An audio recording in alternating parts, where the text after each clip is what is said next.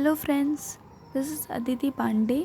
तो आज हम लोग पढ़ने वाले हैं हमारे न्यू चैप्टर का पार्ट 2, अफवाहें और भविष्यवाणियाँ। तो तरह तरह की अफवाहें और भविष्यवाणियों के ज़रिए लोगों को उठ खड़ा होने के लिए उकसाया जा रहा था। जैसा कि हमने पहले देखा, मेरठ से दिल्ली आने वाले सिपाहियों ने बहादुर शाह जफ़र को उन कारतूस के बारे में बताया था जिन पर गाय और सूअर की चर्बी का लेप लगा था। उनका कहना था कि इन कारतूसों को मुंह लगाएंगे तो उनकी जाति और मज़हब दोनों ही भ्रष्ट हो जाएंगे। सिपाहियों का इशारा एनफील्ड राइफल के उन कारतूस की तरफ था जो हाल ही में उन्हें दिए गए थे। अंग्रेज़ों ने सिपाहियों को लाख समझाया कि ऐसा नहीं है, लेकिन ये अफवाह के रूप में बात फैल चुकी थी। इस अफवाह का स्रोत ढूंढा जा सकता है। राइफल इंस्ट्रक्शन डिपो के कमांडेंट कैप्टन राइट ने अपने रिपोर्ट्स में लिखा कि दम स्थित शस्त्रागार में काम करने वाले नीची जाति के खलासी ने जनवरी 1857 के तीसरे हफ्ते में एक ब्राह्मण सिपाही से पानी पिलाने के लिए कहा था, और ब्राह्मण ने ये कहकर अपने लोटे से पानी पिलाने से इनकार कर दिया कि नीची जाति के छूने से लोटा अपवित्र हो जाएगा। रिपोर्ट के अनुसार इसी पर खलासी ने जवाब दिया कि वैसे भी जल्द ही तुम्हारी जाति भ्रष्ट होने वाली है, क्योंकि अब तुम्हें गाय और सूअर की चर्बी लगे कारतूस को मुंह से खींचना पड़ेगा। इन रिपोर्ट की विश्वसनीयता के बारे में कहना थोड़ा मुश्किल है, क्योंकि हो सकता है कि ये अफवाहें हों और हो सकता है कि ये सच हो। इसका सबूत किसी के पास नहीं है, लेकिन कहीं ना कहीं इस प्रकार की अफवाहें लोगों के अंदर एक गुस्सा पैदा करती हैं। जैसे आपने भी सुना होगा कई सारी अफवाहों के बारे में, बचपन से हम सुनते आ रहे हैं। पहले एक अफवाह उड़ी थी 2011 में कि 2012 में दुनिया ख़त्म हो जाएगी। आपने भी सुना होगा, सभी ऐसा मानते थे। आफ्टर ऑल दिसंबर 30 को 2012 में बहुत से लोगों ने तो अपनी फेवरेट खाने की चीज़ें बना के खा भी ली थी कि आज रात को तो दुनिया ख़त्म हो जाएगी, तो हम अपनी जो कुछ इच्छाएं हैं वो पूरी कर लेते हैं। लेकिन ऐसा कुछ भी नहीं हुआ था। तो ये भी तो एक प्रकार की अफवाह ही थी ना, कि लोग अपना सारा जो पैसा है, सेविंग्स हैं, उन्हें खर्चा करने लगे।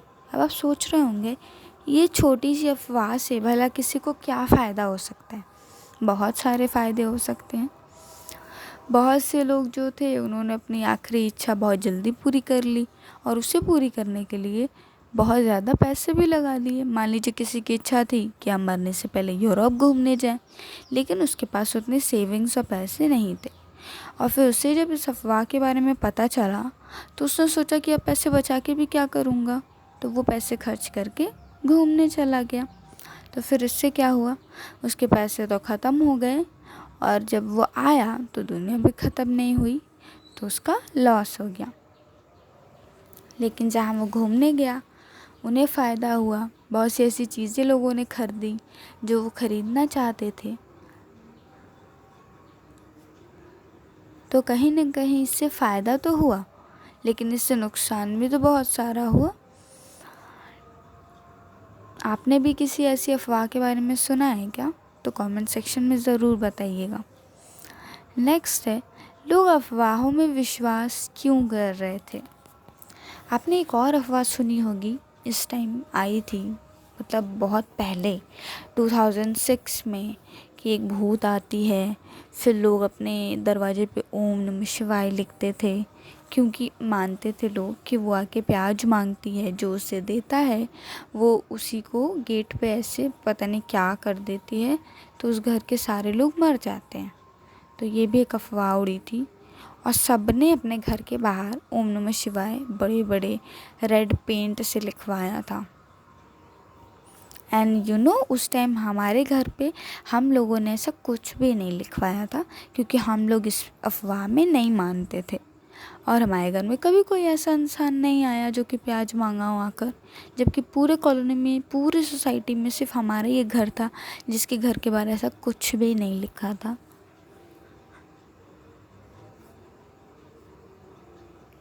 और हमारा घर ऊपर भी नहीं था, ग्राउंड फ्लोर पे था, तो भूत तो आ सकती थी ना। तो फिर हमारा इनविटेशन भूत ने लिया क्यों नहीं? तो यदि कभी ऐसा कार्य करने का मौका मिले तो ज़रूर करिएगा। ये नहीं कि सब अंधविश्वास में बहते जा रहे हैं तो आप भी बहते ही चले जाए। कभी कभार थोड़ा अलग होके चल लेना चाहिए। एक एग्ज़ाम्पल भी सेट हो जाता है और आपको भी पता चलता है कि सच और गलत के बीच में फ़र्क क्या होता है। और उस फ़र्क को पहचानने के बाद सच का साथ भी देना चाहिए। ये नहीं कि बस हमें फ़र्क पहचानने आता हो, हम उसका साथ नहीं दे पाते हो। अवध में विद्रोह। ये ग्लास फल चेरी एक दिन हमारे मुंह में आकर गिरेगा। आखिर ये क्या है? 1851 में गवर्नर जनरल लॉर्ड डलहौजी ने अवध की रियासत के बारे में कहा था कि ये फल जो है ये एक दिन हमारे ही पास आएगा। 5 साल बाद 1856 में इस रियासत को औपचारिक रूप से ब्रिटिश साम्राज्य का अंग घोषित कर दिया गया। रियासत पर कब्जे का इस सिलसिला जरा लंबा चला। 1801 से अवध में सहायक संधि थोप दी गई। इस संधि में शर्त थी कि नवाब अपनी सेना खत्म कर दें, रियासत में अंग्रेज़ टुकड़ियों की तैनाती की इजाज़त दें और दरबार में मौजूद ब्रिटिश रेजिडेंट की सलाह पर काम करें। अपनी सैनिक ताकत से वंचित हो जाने के बाद नवाब अपनी रियासत में कानून व्यवस्था बनाए रखने के लिए दिनों दिन अंग्रेज़ों पर ही निर्भर होते जा रहे थे। जब अगर आपने किसी ऑफिस में, मान लीजिए आपका ऑफिस है और आपने उसमें लोगों को पोस्ट किया है और सर्टेन एक आदमी आता है जिसे आपने ही पोस्ट किया है, फिर वो आपका विश्वास जीत लेता है और वो कहता है कि मैं पोस्ट कर दूं सारे आदमियों को, आप क्यों इन सब कामों में अपना टाइम वेस्ट करेंगे। तो आप कहते हैं ठीक है, आपके पास भी उस टाइम पे उतना समय नहीं रहता है, तो फिर वो आपका फ्रेंड बन जाता है और वो ढेर सारे लोगों को अपॉइंट कर लेता है। तो ऑब्वियस सी बात है कि जो लोग आएंगे वो कहीं ना कहीं अपनी बात और अपनी प्रॉब्लम सबसे पहले उसी के सामने रखेंगे ना, क्योंकि वो तो उसे ही समझते हैं कि आपसे पहले, मतलब आप जिसकी बात मान जाए आसानी से, वो एक वही इंसान है। तो बिल्कुल इसी तरीके से इस टाइम भी जब रियासत में कानून व्यवस्था कमज़ोर हो गई तो जो राजा थे वो अपनी कानून व्यवस्था के लिए अंग्रेज़ों पे निर्भर होते जा रहे थे। अवध पर कब्ज़े में अंग्रेज़ों की दिलचस्पी भी बढ़ती जा रही थी। उन्हें लगता था कि वहाँ की ज़मीन नील और कपास की खेती के लिए मुफीद है और इस इलाके को उत्तरी भारत के एक बड़े बाज़ार के रूप में भी विकसित किया जा सकता है। देह से जान जा चुकी थी। ये क्या होता है? लॉर्ड डलहौजी द्वारा किए गए इस अधिग्रहण से तमाम इलाकों और रियासतों में गहरा असंतोष था, लेकिन इतना गुस्सा कहीं नहीं था जैसा उत्तर भारत की शान कहे जाने वाले अवध की रियासत में था। जिसे कुछ जगह देखेंगे तो राजनीति को देखकर एक अलग ही क्रेज आपको मिलेगा, लेकिन कुछ जगहों पे उतना क्रेज आपको नहीं मिलेगा। तो चलिए बात करते हैं, जैसे अपने इंडिया की बात करें हम तो यूपी को ले लीजिए। राजनीति में सबसे ज़्यादा इम्पैक्ट जिस चीज़ पे पड़ता है, सबसे ज़्यादा इम्पैक्ट जिस शहर का, जिस स्टेट का होता है, तो वो कहीं ना कहीं यूपी है। क्यों? क्योंकि यहाँ पे सबसे ज़्यादा सीटें, तो सबसे ज़्यादा इफ़ेक्ट करता है ये किसी चुनाव को। किसी चुनाव की एक राह, एक दिशा बदल सकता है यूपी। तो इसीलिए आपने देखा होगा सबसे ज़्यादा यूपी यूपी यूपी सुनाई देगा किसी भी चुनाव में। मुंबई, तमिल, ये सब चीज़ें बहुत ही कम सुनाई देती हैं। तो बिल्कुल उसी तरीके से अवध की रियासत भी उत्तर भारत की शान थी और जब वो हाथों से चली गई थी तो एक तरह से देह से जान जा चुकी थी। मतलब काफ़ी इम्पॉर्टेंट चीज़ है ना। अगर मान लीजिए कश्मीर है, अगर हम पूरा कश्मीर ले लेते हैं पाकिस्तान से, तो पाकिस्तान के तो देश से जान ही चली जाएगी, क्योंकि उसके पास एक वही तो है सबसे अच्छा टूरिस्ट स्पॉट। कश्मीर कहीं ना कहीं बहुत चीज़ों में हेल्प करता है ना, केसर हो गया, बिज़नेस लेवल पे भी इफ़ेक्टिव है, ऊपर से टूरिज़्म के लिए काफ़ी अच्छा है।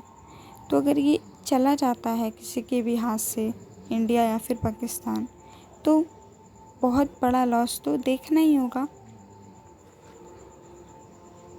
आगे चलते हैं। उसके पहले हमने ये पढ़ लिया है, तो आइए ये जानते हैं नवाब साहब जा चुके हैं। एक और गति में ऐसे शासक की दुर्दशा पर विलाप किया जा रहा है जिससे मजबूरन अपनी मातृभूमि छोड़नी पड़ी। अभिजात और किसान सब रो रहे हैं और सारा आलम रोता चिल्लाता था। आलम का मतलब होता है संपूर्ण समाज, जहाँ भी बैठे हैं वो सभी लोग। So thank you so much for watching. Video अच्छी लगी हो तो चैनल को सब्सक्राइब कर दीजिएगा, वीडियो को लाइक कर दीजिएगा। कल हम इसके आगे से कंटिन्यू करेंगे।